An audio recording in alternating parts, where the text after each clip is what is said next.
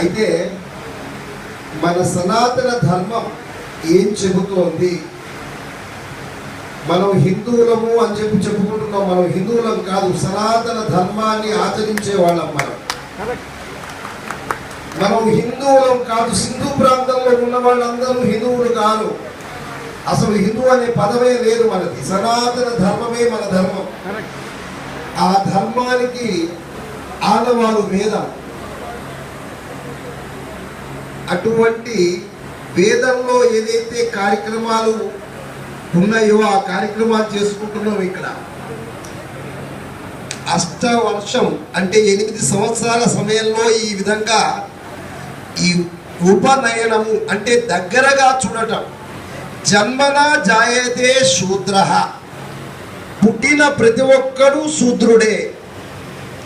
మరి బ్రాహ్మణుడు ఎవడు? బ్రాహ్మణ తత్వం రావడానికి ద్విజుడు కావాలి. ద్విజుడు తర్వాత విప్రుడు కావాలి. విప్రత్వం వచ్చిన తర్వాత కానీ బ్రాహ్మణత్వం రాదు. ఆ ద్విజత్వము ఉపనయనము, దగ్గరగా చూసే తత్వము. వస్తువు ఏ విషయాన్నైనా దగ్గరగా చూసి తెలుసుకునే శక్తి కలిగించడానికి ఇప్పుడు ఆ వధువుకి గాయత్రి మంత్రాన్ని ఉపదేశం చేశారు. అసలు గాయత్రి మంత్రాన్ని మనకిచ్చిన వాడు ఎవడు? విశ్వామిత్రుడు. ఆయన పూర్వాశ్రమంలో ఒక రాజు, ఒక క్షత్రియుడు. ఆ సంవాదం అంతా కూడా మీకు అందరికీ తెలిసే ఉంటుంది. వశిష్ఠుడికి విశ్వామిత్రుడికి మధ్య జరిగిన సంవాదం. ఒక గోవు చాలా గొప్పదని తెలుసుకున్న ఒక రాజు ఆ బ్రాహ్మణత్వం కోసం అని చెప్పి ఆయన ఎన్నో రకాల తపస్సు చేసి మనందరికీ గాయత్రి 24 అక్షరాల బీజాక్షర సంపుటితో ఉండే గాయత్రిని ఇచ్చారు. ఇవాళ గురువుల ద్వారా, తల్లిదండ్రుల ద్వారా ఆ వటువుకి ఆ బ్రహ్మోపదేశం జరిగింది. ఈ బ్రహ్మోపదేశం జరిగిన తర్వాత ఉపనయనం అవుతుంది.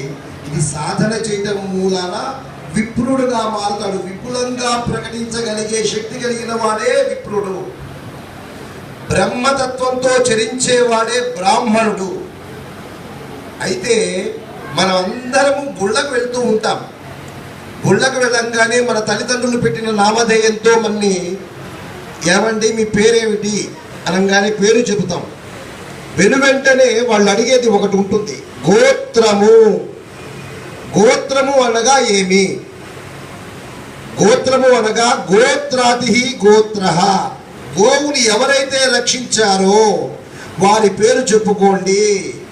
అది పాస్వర్డ్. మనం పూజ చేసుకునేందుకు మనకు కావలసిన మొట్టమొదటి గోత్రము.